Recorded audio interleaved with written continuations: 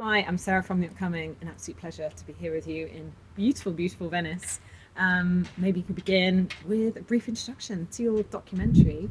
What can people expect when they watch Bonnie? Yes, Okay, well, please. hopefully they can learn a bit more about what casting directors do and what actors do, um, and then obviously I would like them to meet Bonnie, who is an extraordinary casting director and an extraordinary woman, and who deserves to be honored for everything she brought to culture and cinema, and I hope the movie speaks for itself. Actually, you know.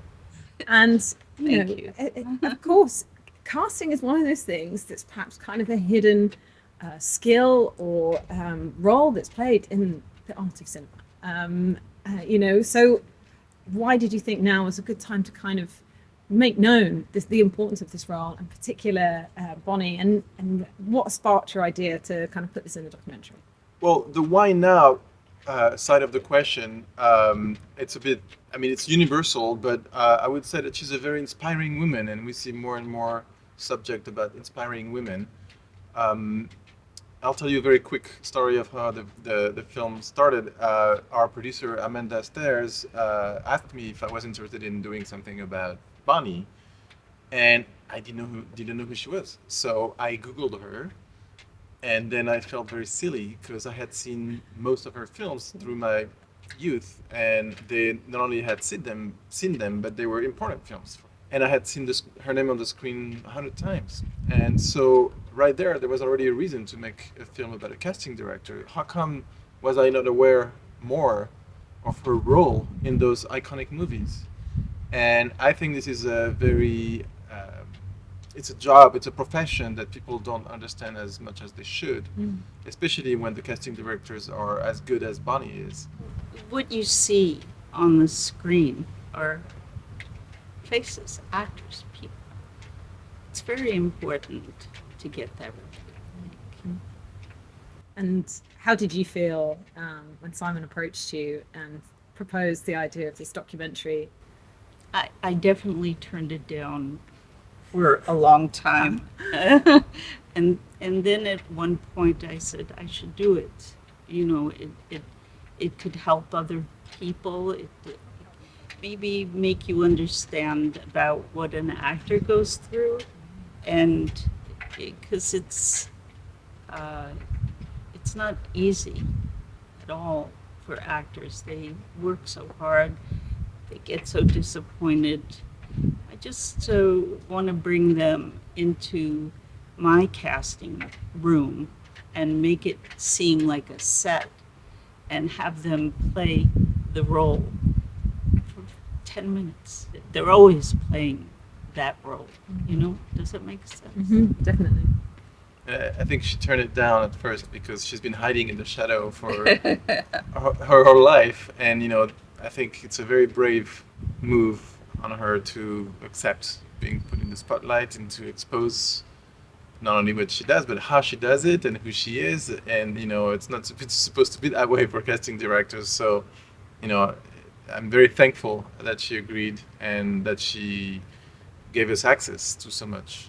Not only her audition tapes, but really her internal process and how she does it with actors. I think there's something so delightful for audiences, to kind of imagine, these household names and these faces they've seen on screens for decades, youthful, undiscovered. So for you, going through those archives and seeing those audition tapes, what were some of the highlights for you? From Steve Buscemi and Vigo Mortensen, Winslet, and for you, what was it like, kind of going back down memory lane? And was there one actor that always stood out to you that you felt like, wow, I really discovered that person from nowhere? Well, I had no idea what was gonna be in those tapes, and all those tapes are at the Boston University Archival Center, and so I sent them a little wish list just to see what they had, just even knowing that we had a film because we needed that great material, and I was very curious to know what was in there. So I sent them a small wish list that included Natalie Portman for Heat, and then Benicio del Toro, Bruce Willis, and Chris Rock for Miami Vice. And those 4 tapes came back, and not only they came back, but they were marvelous. And so it really told me, okay, I think we have a film. So I went to Boston, and they had prepared 2 carts full of boxes, full of tapes, full of auditions. And then they told me that's only the 20th of what we have. And so I sort of had a vertigo effect almost of, how we're gonna find out what's on the tapes. So it was a pretty long process to discover what we could get on those tapes, to transfer what we identified as good contestant to be in the films. And so for what you see in the film, I probably saw 20 times more material, and then there's maybe 20 times more material that I haven't even seen because of the amount. So there's an endless goldmine of Barney Timmermann audition tapes that is still to be seen. And obviously, I think it's so moving to see all these people at their beginning being vulnerable, being unsure of what they're about to become, and when they indeed become who they are, like Benicio or Ruffalo or all these people, Buscemi, you said, it's so moving to see them at the early stages. It makes them very human.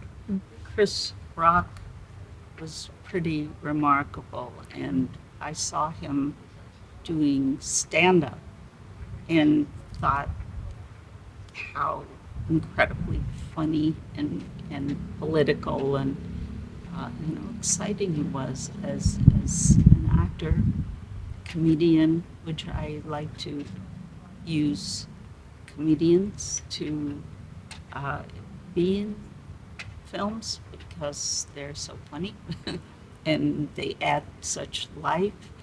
And I put him in 5 episodes in Miami Vice. So that was very exciting, I think. What you're seeing is a movie with Eddie Murphy. But I think Eddie was one of the people who discovered Chris in the beginning. Now Chris, he's just on fire. He's directing and acting on Broadway, and I think that is what's very exciting for me.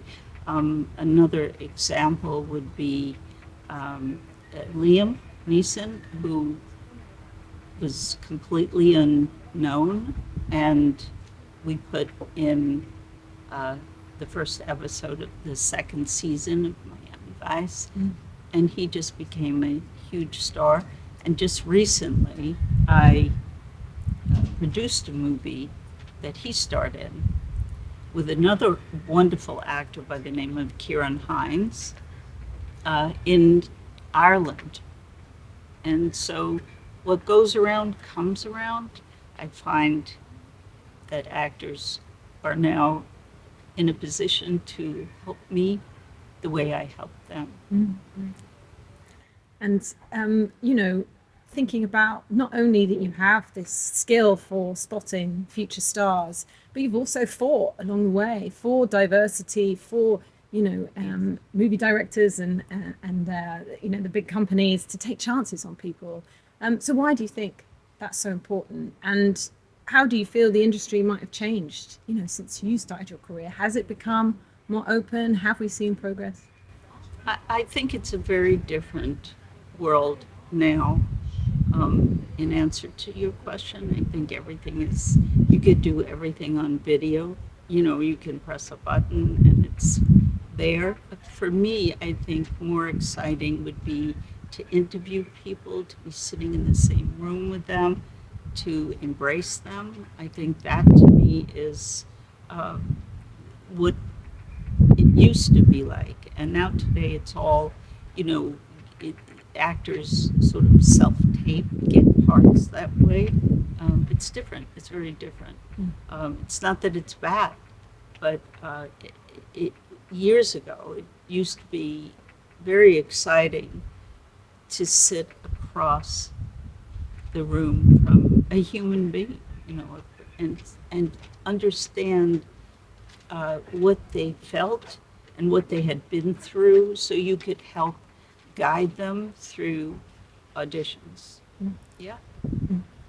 Thank you so much for sharing all that with us. Sure. I can't wait for everyone else to see a wonderful film. Thank you so Venice. much. Thank you.